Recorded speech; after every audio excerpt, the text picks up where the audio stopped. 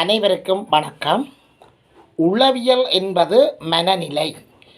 அதாவது மனநிலை, ஒருவருடைய மனநிலை என்பது சாதாரண மனிதர்களுடைய மனநிலையாக இருக்க வேண்டுமா, அல்லது அதைவிட வித்தியாசமான மனநிலை, சாதாரண மனித தன்மைகளுக்கு அப்பாற்பட்ட மனநிலைகள் என்று சொல்லி மனநிலைகள் வித்தியாசப்படுகின்றன. லட்சத்தில் ஒருவருக்குத்தான் வித்தியாசமான மனநிலைகள் இருக்கும். அதைவிட மிகுதி அனைவருக்கும் ஒரு சாதாரண மனநிலை தான் காணப்படும். அவ்வாறான ஒரு மனநிலையில்தான் மருத்துவர் அர்ச்சனா, தற்போது எம்பி அர்ச்சனா காணப்படுகின்றார். அர்ச்சனாவினுடைய அனைத்து செயற்பாடுகளையும் பார்த்த உலக உளவியலாளர்கள் மிரண்டு போய் இருக்கின்றார்கள், திகைத்து நிற்கின்றார்கள், ஏங்கி நிற்கின்றார்கள், அலறி துடிக்கின்றார்கள். அர்ச்சனா இப்பொழுது செய்கின்ற தர்ம யுத்தம் உண்மையிலே அது ஒரு உளவியல் யுத்தம். இது போன்ற காணொளிகளை நீங்கள் புதிதாக பார்ப்பவராக இருந்தால், இது போன்ற காணொளிகளை நீங்கள் பார்க்க விருப்பம் உள்ளவராக இருந்தால், எமது காணொளிக்கு புதியவராக இருந்தால், இதுவரை சப்ஸ்கிரைப் பண்ணாமல் பார்ப்பவராக இருந்தால் தயவுசெய்து சப்ஸ்கிரைப் பண்ணுங்கள், ஷேர் பண்ணுங்கள், கமெண்ட்ஸ் பண்ணுங்கள், லைக் பண்ணுங்கள், நல்ல கருத்துக்களை எழுதுங்கள். அப்போது உங்கள் கருத்துக்களை ஏற்றுக்கொள்வோம். அருகில் இருக்கிற பெல் ஐக்கானை அழுத்தி உங்களுக்குரிய நோட்டிஃபிகேஷனை ஏற்படுத்திக் கொள்ளுங்கள். அந்த பெல் ஐக்கானை அமர்த்துகின்ற போது நாங்கள் போடுகின்ற காணொளிகளை நீங்கள் உடனுக்குடன் பார்க்கக்கூடியதாக இருக்கும். எனவே நீங்கள் தொடர்ந்து நாங்கள் காணொளிக்குள் பயணிப்போம். நன்றி. உண்மையில் ஒரு சாதாரண மனிதனுடைய மனநிலைகள் சமூகத்துக்கு ஏற்ற மாதிரி, சுற்றாடலுக்கு ஏற்ற மாதிரி, நாட்டுக்கு ஏற்ற மாதிரி காணப்படும். ஆனால் நீங்கள் அர்ச்சனாவுடைய மனநிலை உளவியல்களை நீங்கள் பார்த்துகின்ற போது சாதாரண மனித தன்மைகளுக்கு அப்பால் இருக்கின்ற ஒரு மனித உளவியல்கள். இவ்வாறு பலர் எம்முடன் வாழ்கின்றார்கள், எம்முடன் வாழ்கின்றார்கள் என்று சொல்வதை விட எம்முடன் வாழ்ந்திருக்கின்றார்கள். தற்சமயம் அவர்கள் இல்லை. நான் முன்னைய காணொளி ஒன்றில் சொன்னேன், உளவியலில் சிறந்தவர்கள், கைதேர்ந்தவர்கள் மற்றவர்களுடைய முகபாவனையை பார்த்து அந்த தோற்ற பாவனைக்கு ஏற்ற மாதிரி செயற்பாடுகளை மாற்றி அமைக்கிறவர்கள் ஒரு உளவியல் சார்ந்தவர்கள். அந்த உளவியல் தேசிய தலைவருக்கு இருக்கு என்று சொன்னான். இன்னொருவருடைய பெயரை நான் மறந்துவிட்டேன் என்று சொன்னான். அது இந்த காணொலியில் நான் சொல்வதாக சொன்னான். அவர் அந்த ஈச்சி பொன்னம்பலம் என்று சொல்லி கூறப்படுகின்றது. இந்த ஈச்சி பொன்னம்பலம் மற்றவர்களுடைய முகத்தை பார்த்து உளவியலுக்கு ஏற்ற மாதிரி வெற்றிகளை சுமந்து செல்வர் என்று சொல்லி ஒரு கருத்து நிலவுகின்றது. அதாவது மலிகாம பகுதியில் இன்றைக்கு நான் நினைக்கிறேன் 50-60 வருடங்களுக்கு முன்னர் நடந்த ஒரு உண்மை சம்பவம் என்று சொல்லி சொல்வார்கள்.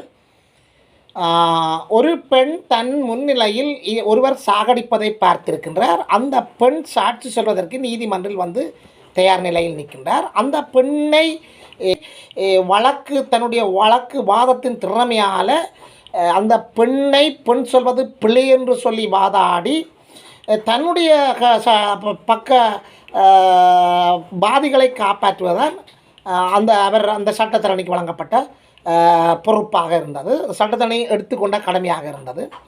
அந்த அடிப்படையில் அந்த பொண்ணை அவர் முதலாவது கேள்வி கேட்கின்றார். நீர் அந்த கொலையை பார்த்தீரா?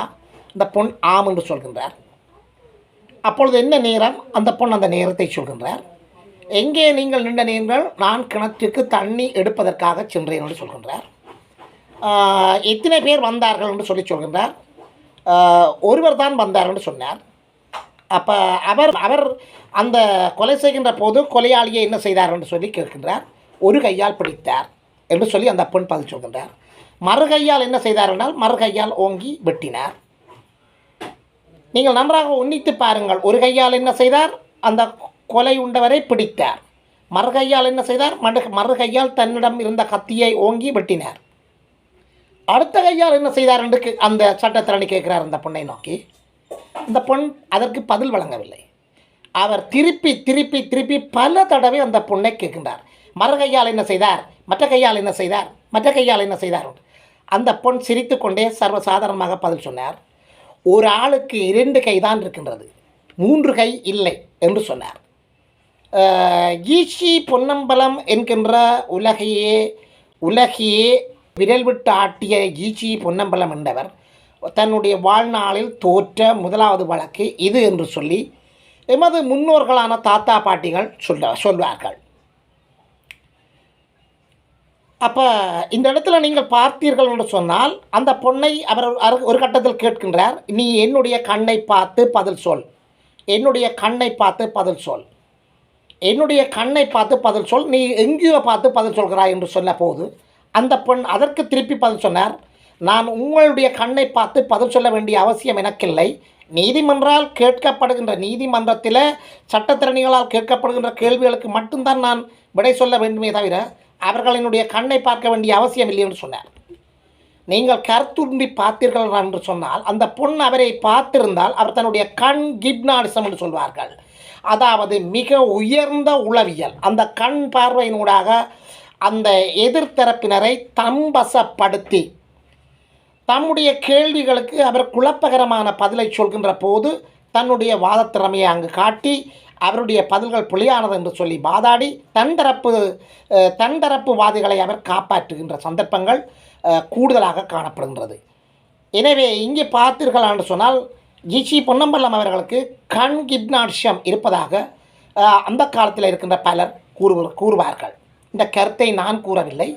அந்த காலத்தில் அந்த நீதிமன்றங்களிலே நடக்கின்ற வழக்குகளுக்கு வழக்காளி எதிராளி போவார்களோ தெரியாது. ஆனால் ஜிசி பொன்னம்பலம் அந்த வழக்குக்கு வருகிறார் என்று அறிந்தால் அங்கு பார்வையாளர்கள் நிறைந்து விடுவார்கள். அந்த அளவுக்கு அவருடைய வாத திறமைகள் அவருடைய ஒரு திரைப்படம் போன்று அங்கு காணப்படும். இந்த கருத்தை நான் இங்கே ஏன் சொல்கிறேன் என்று சொன்னால் டாக்டர் மருத்துவர் அர்ச்சுனா அவர்களுக்கும் கண் கிப்னாடிசம் இருக்கின்றதோ தெரியவில்லை. ஏனென்று சொன்னால் அவர் செல்கின்ற இடங்களிலெல்லாம் மாற்றங்களை ஏற்படுத்தி கொண்டு வந்து கொண்டிருக்கின்றார். சரி, நாங்கள் இன்னும் ஒரு விஷயத்துக்கு நாங்கள் இப்போ செல்வோம். உங்களுக்கு தெரியும், அண்மையிலே அசோக் ரத்மலா பாராளுமன்ற சபாநாயகர் அவர் என்ன சொல்லியிருக்கிறார் என்று பாருங்கள். அர்ச்சுனா ஒரு தனி நபராக மக்களுக்கு வித்தியாசமான கருத்தை சொல்லிக் கொண்டிருக்கின்றார். டாக்டர் அர்ச்சுனா அவர்களின் அபிலாசைகள் என்னவென்று எங்களுக்கு தெரியாது. ஆனால் மக்கள் அவரை பெரும் வாக்கு பலத்துடன் பாராளுமன்றத்துக்கு அனுப்பி இருக்கின்றார்கள். அபிலாசைகள் மிக தெளிவாக தெரிகின்றன. இங்கே இனவாதம் பேச முடியாது. இலங்கை முழுவதும் எங்களுடைய இனவாதம் இன்மை என்ற கருத்தினால் நாங்கள் மிகப்பெரிய வெற்றிகளை பெற்றுள்ளோம். ஆனால் மக்கள் ஒற்றுமையுடன் ஆட்சி அபிவிருத்தியை நோக்கி நகர்கின்றார்கள். தனியொரு நபராக அர்ச்சுனாக்கு மக்கள் பெரும் வாக்கு அளித்துள்ளார்கள். இது எல்லோருக்கும் தெரியும். இதனால் டாக்டர் அர்ச்சுனா ஃபேஸ்புக் தள கணக்கை நாங்கள் சரிபார்த்து கொண்டிருக்கின்றோம், அவற்றை ஆராய்ந்து கொண்டிருக்கின்றோம், அலசி கொண்டிருக்கின்றோம், அவருடன் பேசப் போகின்றோம், அவருடன் புத்திசாலித்தனமாக பேசப் போகின்றோம். எதிர்காலத்தில் அவருடன் சேர்ந்து யாழ்ப்பாணத்தில் மக்களுக்கு என்னென்ன செய்யலாம் என்று சொல்லி அவருடன் ஆலோசனை கேட்கப் போகின்றோம். நாட்டில் உள்ள மக்களுக்கு என்னென்ன செய்யலாம் என்று அவரிடம் ஆலோசனை கேட்கப் போகின்றோம். அவருடைய மருத்துவ திறமைகள் சம்பந்தமாக என்னென்ன செய்யலாம் என்று சொல்லி அவர்களுடன் கதைத்து தெளிவாக போகின்றோம் என்ற கருத்தை முன்வைத்திருக்கின்றார். அர்ச்சுனா பாராளுமன்றத்தினுடைய சபாநாயகர் இவ்வாறு கதைக்கின்றார் என்று சொன்னால் அர்ச்சுனாவுடைய உளவியல் எந்த அளவுக்கு வெற்றி அளித்திருக்கின்றது என்று உங்களுக்கு நன்றாக விளங்கும். நாங்கள் ரொஷானி குணத்திலக இவர் பாராளுமன்றத்தினுடைய ஒரு செயலாளர், பாராளுமன்ற செயலாளராக காணப்படுகிறார். ரொஷானி குணத்திலக பாராளுமன்றத்தில் தொலைபேசியில் ஒலி பதிவு செய்யவோ அல்லது நேரலை செய்யவோ முடியாது என்ற சட்டத்தை கொண்டு வரப்போகின்றோம். அர்ச்சுனா அவர்கள் முதல் நாள் அன்று பாராளுமன்றத்தில் மேற்கொண்ட நேரலை சம்பந்தமாக செய்தியாளர் ஒருவர் கேட்ட கேள்விக்கு அவர் பதிலளிக்கின்ற போது நாங்கள் பாராளுமன்றத்தில் சட்டங்களை திருத்தி அமைக்கப் போகின்றோம் என்ற கருத்தை சொல்லியிருக்கின்றார். பாராளுமன்றத்தில் உள்ள சட்டத்தையே திருத்தி அமைக்கும் அளவுக்கு அங்கு அர்ச்சுனாவுடைய கருத்துருவாக்கம் எவ்வாறு மாற்றத்தை கொண்டு வந்திருக்கிறது என்று சொல்லி பார்க்கின்ற போது இது கூட மிக ஒரு சாணக்கியமான உளவியல் நடவடிக்கையாகத்தான் கருதப்படுகின்றது. உங்களுக்கு தெரியும், கல்லடி வேலுப்பிள்ளை என்பவர் இன்றைக்கு நான் நினைக்கிறேன் பல தசாப்தங்களுக்கு முன்னர் வாழ்ந்தவர். கல்லடி வேலுப்பிள்ளை ஒரு நிதர்சனமான வாதி. அவருடைய செயல்கள் சிரிப்பாகவும் ஆனால் அர்த்த புஷ்டியாகவும் இருக்கும். அவர் என்ன செய்திருக்கின்றார் என்று சொன்னால், அந்த காலத்தில் புகையிரதங்கள் கரிப்புகையை கக்கி கொண்டு தான் வருவன. கருமை நிறமான புகைகளை வெளியில் தள்ளிவிட்டு தான் வருவது வழக்கம். அது நீராவியால் இயங்குகின்ற போது அல்லது அந்த அடுப்பு கரியை வைத்து இயக்க வைப்பதாக கூறுகின்றார்கள். அப்போ அதை கரி வைத்து கொண்டு வருவதால் அதை கரி கோச் என்று சொல்வார்கள். கரி கோச். அப்போ அதை கரி கோச் என்று சொல்லி பிறகு கால ரீதியாக கோச் என்று பெயர் மாறியது. கோச் என்றது ஒரு வாகனம். அந்த அந்த கோச் வருகின்ற அந்த குறுக்க இருக்கின்ற பாதைகளில் அந்த காலத்தில் ஒரு தமிழ் பிள்ளையில் ஒரு விளம்பர பலகை இருந்தது. கோச்சி வரும் கவனம் என்று சொல்லி. இது கல்லடி வேலுப்பிள்ளை அதற்கு கீழ் எழுதி விட்டாராம், கொப்பரம் பெறுவர் கவனம் என்று சொல்லி. அதன் பின்னர் அதன் பணியாளர்கள் அதனை வந்து தாங்கள் செய்த தவறை புரிந்து கோச் வரும் கவனம் என்று திருத்தி எழுதிவிட்டார்கள் என்று சொல்லி கூறப்படுகின்றது. மாற்றங்கள், அர்ச்சுனா கூறுவது மாற்றங்கள். அந்த மாற்றங்களை கொண்டு வருவதற்கு இவ்வாறான சில தந்திரமான நடவடிக்கைகளை மேற்கொள்வதுதான் சால சிறந்தது. அதற்கு அவர் பொய்யையும் சொல்லலாம், மெய்யையும் சொல்லலாம். ஒரு இடத்தில் தொடர்ச்சியாக பிழைகள் நடைபெறுகின்றன. அதாவது மருத்துவமனை, அவர் ஆரம்ப காலத்தில் வேலை செய்த மருத்துவமனையில் பல ஊழல் லஞ்சங்கள் காணப்படுகிறது என்று கூறப்படுகின்றது. அதற்காக அவர் மாற்றத்துக்காக சில சரியான கருத்துக்களை அவர் கூறியிருக்கக்கூடும். மாற்றம் ஒன்று தேவை என்று சொன்னால் அவர் அதை கூறத்தான் வேண்டும். ஆனால் அவர் அதை நிரூபிக்க முடியாது. ஏனென்று சொன்னால் அதற்கான ஆதாரங்களை திரட்டுகின்ற போது அவருக்கு உயிர் அச்சுறுத்தல் ஏற்படக்கூடிய சாத்தியக்கூறுகள் இருக்கின்றன.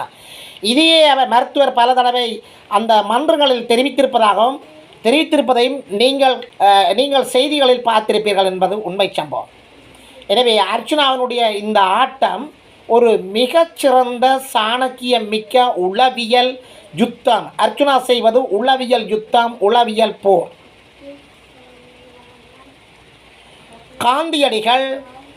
காந்தியடிகள் பல தடவை நீதிமன்றங்களுக்கு சென்றிருக்கின்றார். பல தடவைகள் எண்ணற்ற சிறைகளுக்கு சென்றிருக்கின்றார். நெல்சன் மண்டேலா தென்னாப்பிரிக்காவின் கருப்பு மலர் என்று சொல்லி வர்ணிக்கப்படுகின்ற நெல்சன் மண்டேலா பல தடவைகள் சிறைகளுக்கு சென்றிருக்கின்றார். பல வழக்குகளில் மாட்டியிருக்கின்றார். இவர்களெல்லாம் உலகத்தில் சிறந்த தலைவர்களாக பின்னாளில் வந்திருப்பவர்கள் மட்டுமில்லை, கல்வித்துறைகளிலும் அவர்களுடைய பெயர்கள் விளங்கக்கூடியவாறான பாடத்திட்டங்களில் கூட அவர்களுடைய பெயர்கள் இடம்பெற்றிருப்பது ஒரு உண்மைத்தன்மையாக காணப்படுகிறது. எதிர்வருங்காலங்களில் அர்ச்சுனா அவர்களுடைய சாதனைகள், அவர்களுடைய வேதனைகள் கூட அடுத்த பல தசாப்தங்களுக்கு பின்னர் வருகின்ற அடுத்த சந்ததியினர் தங்களுடைய பாட புத்தகங்களில் உண்மையில் இவற்றை படிப்பிக்கக்கூடிய ஒரு சாத்தியக்கூறுகள் 100% இருக்கின்றன. இன்றைய உலகத்தில் பல யுத்தங்கள் நடைபெறுகின்றன. அந்த யுத்தங்களிலெல்லாம் உளவியல் நடைபெறுவதை நீங்கள் பார்த்திருப்பீர்கள். எதிரிகளின் விமானங்களை ஏமாற்றுவதற்காக விமான பாதுகாப்பு சாதனங்களை டம்மிகளில் செய்து வைத்திருப்பார்கள் பாதிக்கப்பட்ட நாடுகள்.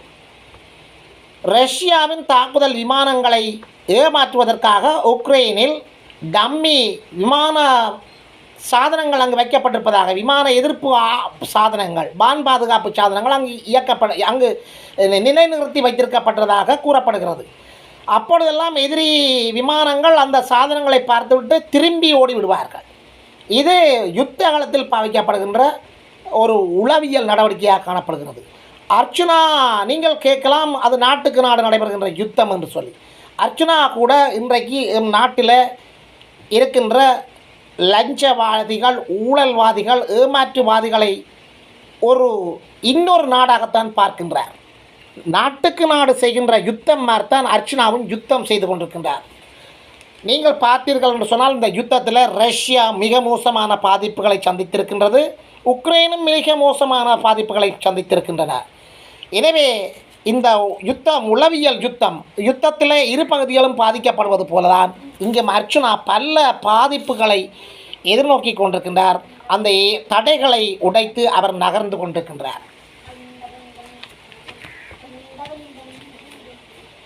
காலையில் ஒரு கதை, மாலையில் இன்னொரு கதை என்று நீங்கள் சொல்வீர்கள். இது கூட அர்ச்சுனா கையாளுகின்ற ஒரு உளவியல் தான். அவர்களுடைய தேர்தல் காலங்களில் இவ்வாறு முன்னுக்கு பின் மாறி கதைத்திருக்கின்றார். எனவே இவ்வாறு முன்னுக்கு பின் கதைக்கிற போது அடுத்து என்ன சொல்ல போகின்றார், அவர் அடுத்து என்ன செய்ய போகின்றார் என்று சொல்லி தன் பக்கம் இருக்கின்ற ஒரு மிகச்சிறந்த உளவியலை அர்ச்சுனா கையாண்டு கொண்டிருக்கின்றார். ஏனென்று சொன்னால் அர்ச்சுனா சொல்கின்ற கருத்துக்கள் நேரத்துக்கு நேரம் மாறுபடுகின்றன. எனவே அவருடைய அடுத்த கருத்து என்ன, அவருடைய அடுத்த அப்டேட் என்ன, அவருடைய அடுத்த நேரலை என்ன என்பதை உலகமே நிமிஷத்துக்கு நிமிஷம் செகண்டுக்கு செகண்ட் அவரையே பார்த்து கொண்டிருக்க வைத்திருக்கின்றார். அது அர்ச்சுனான்ற மிகப்பெரிய உளவியல். பாராளுமன்ற சபாநாயகர் அர்ச்சுனாவுடன் சேர்ந்து பயணிக்கப் போகின்றோம், அவருடன் ஆலோசனை, இதை நாங்கள் முன்னமும் சொன்னோம், சேர்ந்து பயணிக்கப் போகின்றோம் என்ற ஒரு கருத்தை முன்வைத்திருக்கின்றார். எனவே அவரை விட்டு பயணிப்பது தங்களுக்கு பாதகத்தை ஏற்படுத்தும், ஆபத்தாக முடியும் என்று சொல்லி அஞ்சி நடுங்கும் அளவுக்கு தன்னை விட பல மடங்கு அதிகாரிகளையே தன்னுடைய காலடியில் வீழ்த்தி இருக்கிறார் என்று சொன்னால் இது உலகத்தில் இருக்கின்ற உளவியலாளர்களை அதிர வைத்திருக்கின்ற ஒரு சம்பவமாகத்தான் கருதப்படுகின்றது. அர்ச்சுனா செய்கின்ற யுத்தம் யாவும் உளவியல் யுத்தம். ஏன் நீங்கள் இன்னொரு சிறிய விடயத்தை பார்த்துக் கொள்ளுங்கோவன். அர்ச்சுனாக்கு எதிராக மன்னார் நீதிமன்றத்தில் எதிர்த்தரப்பினர் சார்பாக மருத்துவமனை சார்பாக வாதிட்ட அந்த பிரதேசத்தையே உலுக்குகின்ற, அந்த பிரதேசத்தையே கதிகலங்க வைக்கின்ற மிக சாணக்கியம் மிக்க மிக உயர்ந்த பவர்ஃபுல்லான சக்தி வாய்ந்த ஒரு சட்டத்திறனி தான் துஜித். இந்த சட்டத்திறனிகளை எதிர்த்தரப்பினர் கண்டால் அஞ்சி நடுங்குவார்களாம்.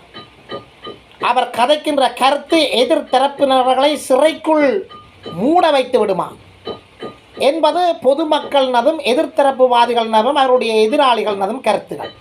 இதன் உண்மைத்தன்மைகள் நமக்கு தெரியாது. ஆனால் இது ஒரு கருத்தியலாக அங்கு காணப்படுகின்றது. துஜித் என்பவர் அர்ச்சுனாவுடைய எதிர்த்தரப்புவாதிகளின் சார்பாக வாதிட்டவர். அவருடைய திறமை சார்பாகத்தான் அர்ச்சுனா மன்னாரில் 3 நாள் சிறையில் அடைக்கப்பட்டிருந்தார். இந்த அர்ச்சுனா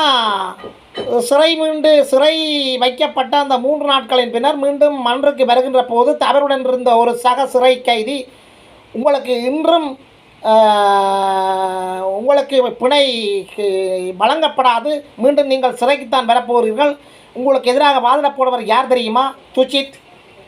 நீதிமன்றத்திலே அவர் என்று சொன்னால் கலங்குவார்கள், அப்படியான ஒரு துஜித்தான் உங்களுக்கு எதிராக நிற்கின்றார்கள் என்று சொன்ன போது அர்ச்சுனா சிரித்திருக்கின்றார். அந்த சக சிறை கைதி பல தடவை அர்ச்சுனாவை பயமுறுத்தி இருக்கின்றார். அர்ச்சுனா அதற்கு பயப்படவில்லை. அர்ச்சுனா அதில் ஒரு கருத்தை சொல்கின்றார். பாலத்தை தாண்டி நீதிமன்றத்தின் நோக்கி வருகின்ற போது தன்னுடைய கண்களுக்கு நீதிமன்றத்தின் முன் நின்ற பல்லாயிரக்கணக்கான மக்கள் தன்னுடைய கண்ணில் தெரிந்தார்கள் என்று சொல்லி, நீங்கள் எத்தனை துஷித் வந்தாலும் மக்கள் என்னுடன் நிற்கின்றார்கள் என்று சொல்லியிருக்கின்றார். மக்கள் பலம்தான் இந்த உலகத்தில் மிகப்பெரிய பலம். மக்கள் சக்தி மாபெரும் சக்தி. சக்தி எது இல்லை என்பதை புரிந்து கொண்டு அதற்கேற்ற மாதிரி தன்னுடைய பயணத்தை பயணிப்பவர் தான் அர்ச்சுனா. இந்த இடத்துல நான் இன்னும் ஒரு கருத்தை கூறப்படுகின்றேன். இப்படி அர்ச்சுனாக்கு சிம்ம சொப்பனமாக இருந்த துஜித் என்பவர் இறந்திருக்கின்றார். வாய் வழியாக வெளியேறிய இரத்தப்போக்கு காரணமாக மருத்துவமனையில் சேர்க்கப்பட்டு மருத்துவர்கள் அவருடைய உயிரை காப்பாற்றுவதற்காக போராடி அந்த போராட்டம் தோற்று மருத்துவமனையில் இறந்திருக்கின்றார் என்ற செய்தி அர்ச்சுனாவுடைய காதுகளுக்கு எட்டுகின்றது. அப்பொழுது அர்ச்சுனா மிக நீண்ட கவிதை ஒன்றை வடித்திருக்கின்றார் அந்த துஜித்துக்காக. அந்த கவிதைகளை நீங்கள் கேட்கின்ற போது கண்ணீர் விடுவீர்கள். அந்த துஜித்துக்கு மதிப்பு கொடுத்து, அந்த துஜித்துக்கு இரங்கல் தெரிவித்து, அந்த குடும்பத்துக்கு இரங்கல் தெரிவித்து, அந்த நீதிமன்றத்துக்கு அவருடைய இழப்பு ஒரு மிகப்பெரிய பாதகமானது என்று சொல்லி ஒரு கருத்தை வெளியிட்டிருக்கின்றார். இவ்வாறு எங்கும் எவரும் தன்னுடைய எதிரிகளை பாராட்டுவது மிக அரிது, இல்லை என்றே சொல்லலாம். எதிரிகளையே வாழ்த்துகின்ற, எதிரிகளையே தன்னுடைய மனநிலைகளில் கவலைப்படுகின்ற, எதிரிக்காக கவலைப்படுகின்ற, கண்ணீர் விடுகின்ற ஒரே ஒரு மனிதன் அர்ச்சுனா தான். இது கூட அவருடைய ஒரு மிகச்சிறந்த உளவியல் செயற்பாடுகளில் ஒன்றாக இருக்கலாம் என்று சொல்லி உளவியலாளர்கள் கருதுகின்றார்கள். சரி, நாங்கள் இன்னொரு விஷயத்தை பார்ப்போமே. மன்னாரில் சில நாட்களுக்கு முன்னர் நடந்த ஒரு சம்பவத்தை பார்ப்போமே. பல மாதங்களுக்கு முன்னர் சிந்துஜா என்ற ஒரு பெண் மன்னாரில் இறந்திருக்கின்றார் மருத்துவமனையில், மருத்துவ தவறு காரணமாக. அதற்கு மருத்துவமனைக்கு அர்ச்சுனா மிகப்பெரிய அளவில் அந்த மருத்துவமனையில் சென்று மக்கள் மத்தியில் பிரபல்யமாக இருக்கின்றார், சிறை சென்றிருக்கின்றார். மக்கள் போராட்டங்கள் வெடித்தன. உலகமே அதிரக்கூடிய அளவுக்கு மக்கள் போராட்டங்கள் நிகழ்ந்தன. அதன் பின்னர் ஒரு சில நாட்களுக்கு முன்னர் பெனஜா என்ற ஒரு தாயும் செய்யும் அங்கு இருந்திருக்கின்றார். ஆனால் அங்கு மக்கள் அர்ச்சனாவை அழைத்திருக்கின்றார்கள். அர்ச்சனா போகவில்லை. அந்த அர்ச்சனா போகாததற்கான காரணத்தை மிக சிறப்பாக தன்னுடைய உளவியல் வல்லமைகளை வைத்து கருத்து பகிர்ந்திருக்கின்றார். இனி மக்கள் பார்த்து கொள்வார்கள். நான் போக வேண்டிய அவசியமில்லை. மக்களுக்கு நான் சரியான முறையில் கற்பித்திருக்கிறேன். சிந்தியா சம்பந்தமான பிரச்சனையில் மக்களுக்கு நீங்கள் இப்படித்தான் செய்ய வேண்டும் என்று கற்பித்திருக்கின்றேன்.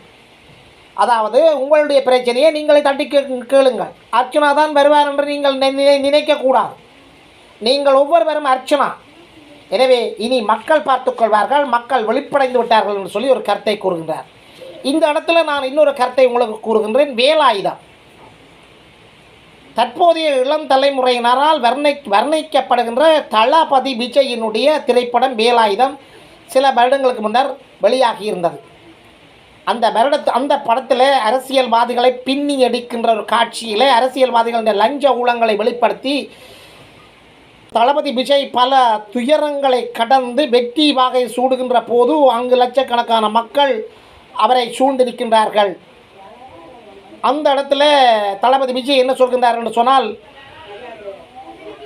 வேலாயுதம் அந்த படத்தில் வேலாயுதம் என்று சொல்லி அவருக்கு வர்ணிக்கப்படுகின்ற பேர் இருக்கின்றது. வேலாயுதம் வேலாயுதம் வேலாயுதம் என்று சொல்லி எல்லா பிரச்சனைகளும் நீங்கள் வேலாயுதம் தான் வருவார் என்று சொல்லி நினைக்காமல் உங்கள் ஒவ்வொருவருக்குள்ளுக்கும் வேலாயுதம் என்று ஒருத்தர் இருக்கின்றார். அந்த வேலாயுதத்தை நீங்கள் தட்டி எழுப்பி நீங்களே உங்களுடைய பிரச்சனையை தீர்த்து கொள்ளுங்கள். நீங்கள் ஒவ்வொருவரும் வேலாயுதம் என்று சொல்லி அந்த மக்கள் மத்தியில் கரகோஷங்களை எழுப்புகின்ற ஒரு கருத்தை கூறி உலகத்துக்கே விழிப்பூட்டி இருக்கின்றார். அதே விழிப்பூட்டலை தற்சமயம் அர்ச்சுனா ராமநாதனும் லஞ்சம் ஊழல்வாதிகளுக்கு எதிராக அர்ச்சுனா தான் வருவார் என்று நீங்கள் நினைக்கக்கூடாது. நீங்கள் ஒவ்வொருவரும் அர்ச்சுனா தான். நீங்கள் இறங்குங்கள். அர்ச்சுனா உங்களுடைய மனதுக்குள் இருப்பார் என்று சொல்லி உலக உளவியலாளர்களையே வியக்க வைக்கின்ற ஒரு கருத்தை கூறியிருக்கின்றார். நீங்கள் பாருங்கள், இன்னொரு விஷயம் நடந்திருக்கிறது. சில நாட்கள் மட்டும்தான் அவர் தேர்தல் பணி செய்திருக்கிறார். சில நாட்களுக்குள் தான் அவர் வேட்பு மனுக்களை தாக்கல் செய்து தேர்தலில் 27,000 வாக்குகளை பெற்று பாராளுமன்றத்துக்கு சென்றிருக்கின்றார். இங்கே எமது பழம்பெரும் அரசியல்வாதிகளின் முகத்திரைகளை கிழித்திருக்கின்றார். அவர்களை தூக்கி வீசியிருக்கின்றார். இந்த மக்களை குறுகிய காலத்துக்குள் அவர் மாற்றி அமைத்திருக்கின்றார் என்று சொன்னால் அர்ச்சனாவினுடைய உளவியல் தாக்கம் மக்கள் மத்தியில் எவ்வாறு இருந்தது என்பதை நீங்கள் புரிந்து கொண்டிருக்கலாம். அர்ச்சனா கதைக்கிறார். அர்ச்சனா ஓவராய் கதைக்கிறார். அர்ச்சனா லைவ் விடுவதை குறைக்க வேண்டும். கதைக்கிறார் என்று கொண்டே இருக்கின்றீர்கள்.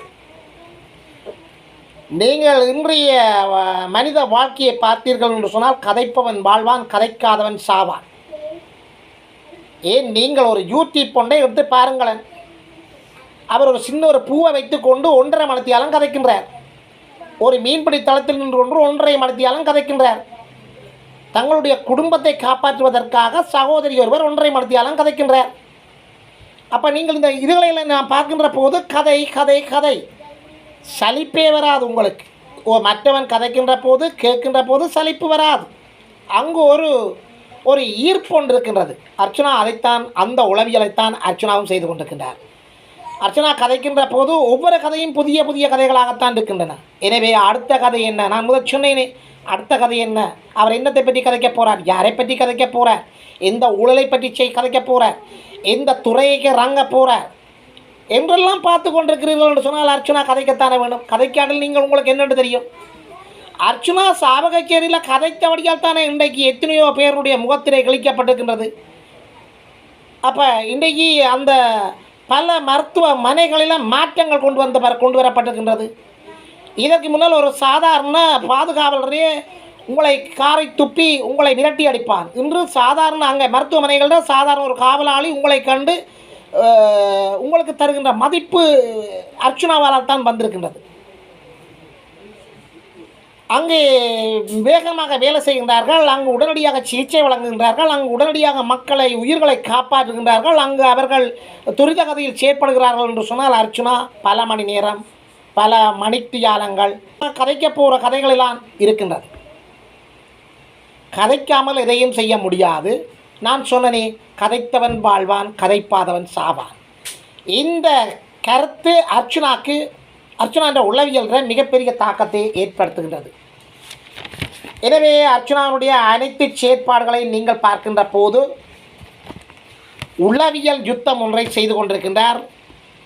அவர் கையில் கத்தி இல்லை, துப்பாக்கி இல்லை, அவருக்கு பாதுகாப்புக்கு ஒரு சிறுவன் கூட இல்லை. அவருடைய வாய் வல்லமை, அவருடைய சொல் வன்மை, அவருடைய பேச்சுத்தான் அவருடைய ஆயுதம், அவருடைய பேச்சுத்தான் அவருடைய காவலர், அவருடைய பேச்சுத்தான் அவருடைய எதிர்காலம் என்று கருதும் அளவுக்கு அர்ச்சனாவுடைய அனைத்து செயற்பாடுகளும் காணப்படுகின்றன. எனவே அர்ச்சனாவுடைய செயற்பாடுகள் யாவற்றையும் உலகத்தில் உள்ள உளவியல் வல்லுநர்கள் உற்று நோக்கி கொண்டிருக்கின்றார்கள், ஆய்வு செய்து கொண்டிருக்கின்றார்கள். அந்த ஆய்வில் அவர்கள் தோற்று போவார்களா வெல்வார்களா?